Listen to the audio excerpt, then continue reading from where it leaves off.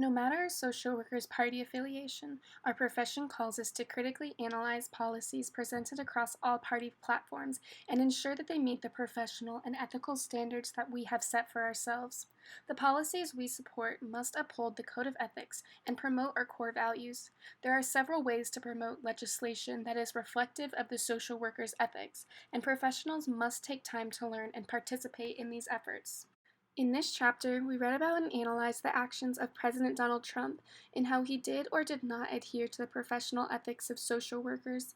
This chapter also highlighted how many social workers became part of the movement against his legislation. They did this through participating in marches or to protest or advocate for certain actions. Social workers can also attend town hall meetings to make their voices heard about local issues. When there are injustices in legislation that do not align with social worker values, it is important for those within the profession to attack it from a local, statewide, and national level. The textbook even suggests having more social workers run for public office themselves, as the training that social workers must receive in order to practice gives a well-educated perspective on how to handle solutions and the legislation that marginalized populations need.